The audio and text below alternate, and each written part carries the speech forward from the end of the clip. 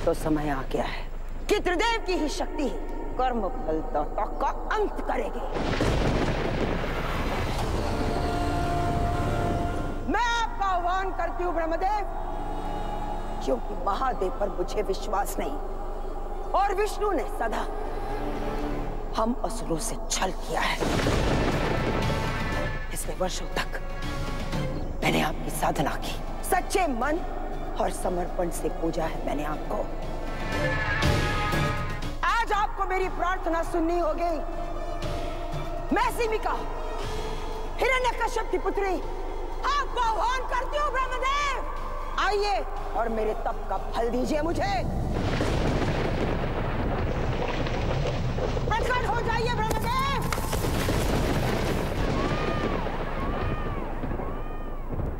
ब्रह्मदेव, भक्त ने आह्वान किया, जाना होगा।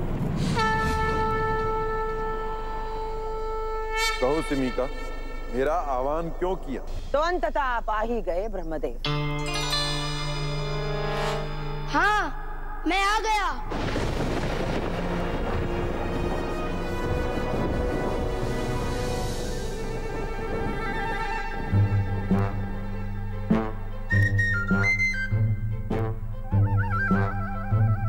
तुम तो अपना कर्तव्य निभा रहे थे। उस परिस्थिति में तुम्हें जो सर्वश्रेष्ठ लगा वो तुमने किया।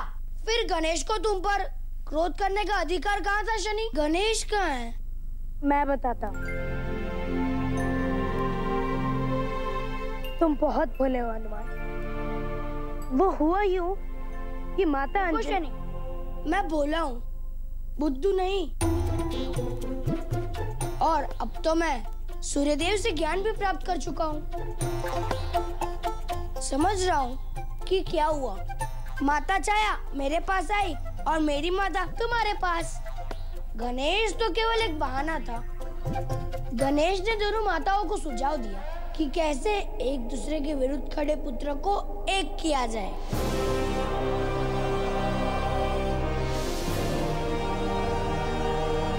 है ना माता? आप जानती थी कि यदि गणेश शनि को डांटेगा तो मैं अवश्य वहाँ से चला आऊंगा शनि के पास।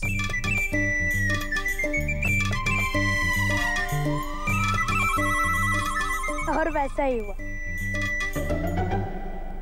तुम गणेश के क्रोध से मेरी रक्षा करने के लिए यहाँ चले आए। ऐसा नहीं है शनि, मैं तो केवल ये कहने आया था कि दोष तुम्हारा नहीं था, दोष तो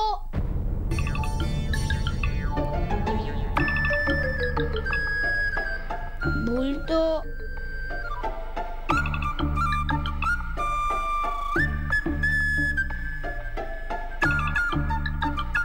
क्या हुआ हनुमान? मौन क्यों हो गए? बोलो।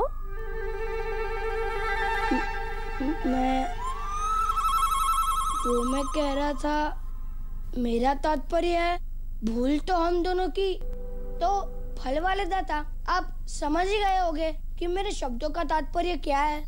समझ गया। अब और शब्दों का प्रयोग करने की आवश्यकता नहीं है। रुको हनुमान,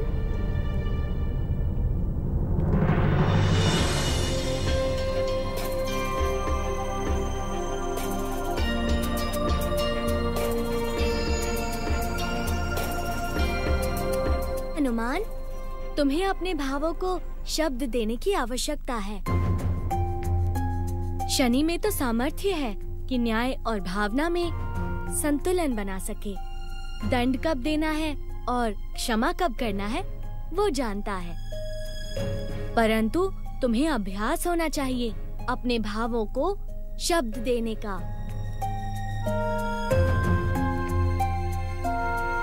शनि, हनुमान जो कहना चाहता है उसे कहने दो।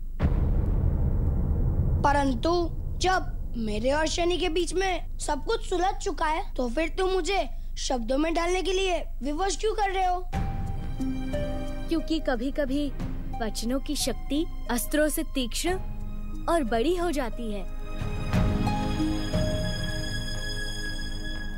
सिमिका, मैं तुम्हें अमर होने का वचन नहीं दे सकता। इतनी मूर्ख नहीं हूं मैं कि मैं आपसे वो वरदान मांगूंगी जो देने में आप सक्षम नहीं। मैं बस यही चाहती हूँ कि जिसे मैं चाहूं उसे मैं अपने वश में करूं। असंभव। वशित्व सिद्धि अष्ट सिद्धि में से एक है और उसे पाने की पात्रता तुम में नहीं है। सबको वश करना असंभव है। कुछ और मांगो। इसके अतिरिक्त मैं आपसे कुछ और मांगूंगी तो आप देंगे ना? असंभव।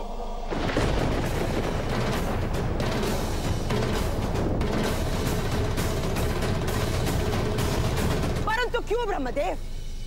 ना ही मैंने आपसे अमरता मांगी है और ना ही स्वर्ग का सिंहासन, ना ही मैंने आपसे अष्ट सिद्धियां मांगी है और ना ही नवनिधियां।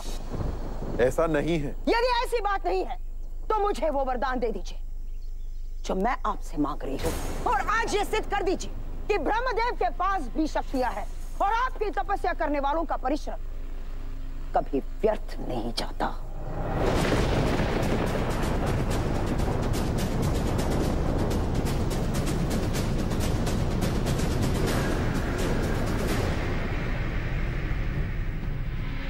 तथास्तु। अब शनि मूल्य चुकाएगा। मूल्य मेरे पुत्र पर प्रहार करने का।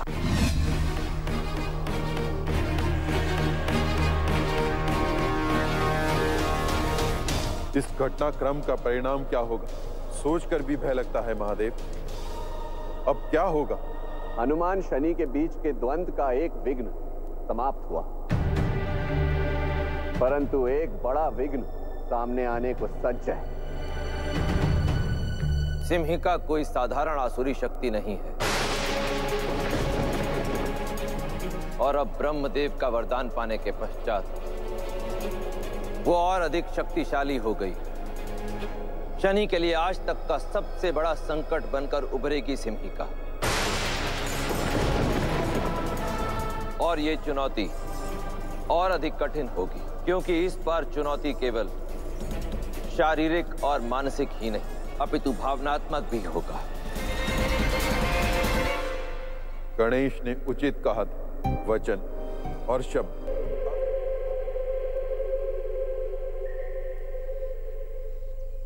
तुम आ गए शनि, मैं जानती थी लोरी सुनकर तुम अवश्य आ जाओगे।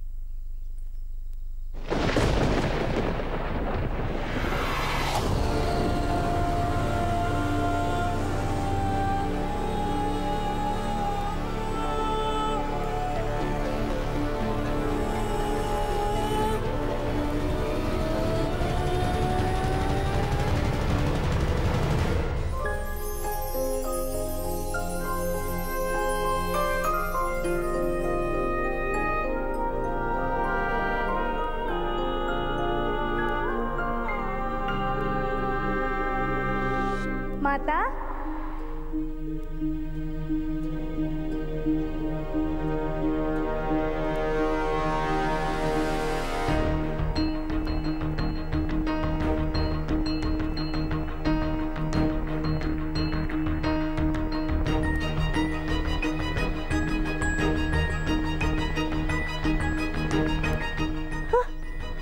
अरे माता कहाँ चली गई?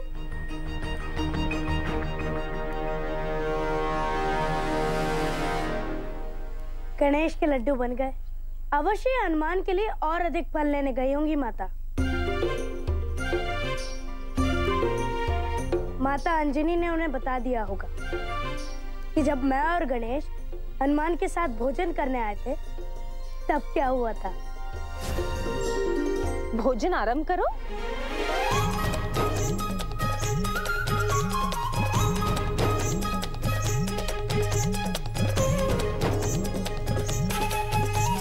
माता,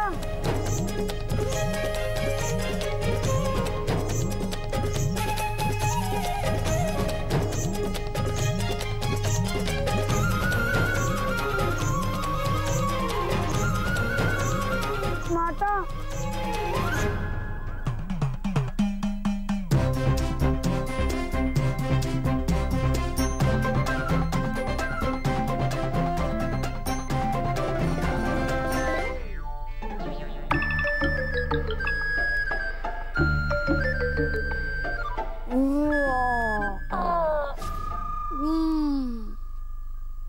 सच में बड़ा आनंद आया था उस दिन। आनंद आज भी आएगा। पिछली बार माता अंजनी ने भोजन बनाया था, इस बार मेरी माता करवाई। चलो, जब तक माता नहीं आती हम लोग प्रतीक्षा करते हैं। हाँ।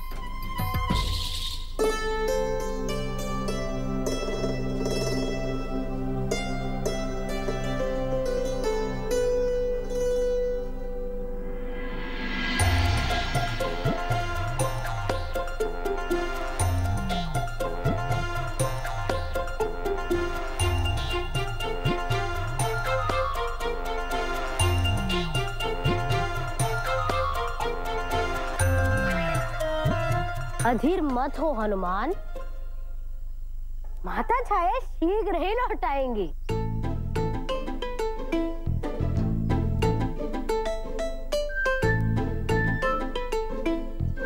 शनि, मैं सोच रहा हूँ क्यों ना मैं जाकर छाया माता की सहायता कर दूं फल तोड़ने में, ताकि इस बहाने वो शीघ्र लौट आए। ठीक है।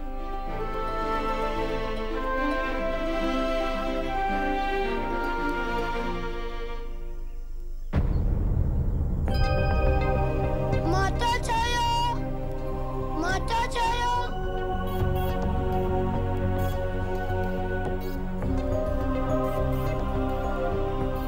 क्या हुआ शनि, तुम अचानक से इतने चिंतित क्यों हो गए?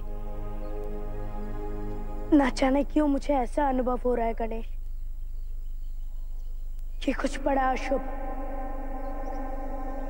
कोई बड़ा अनर्थ होने को है।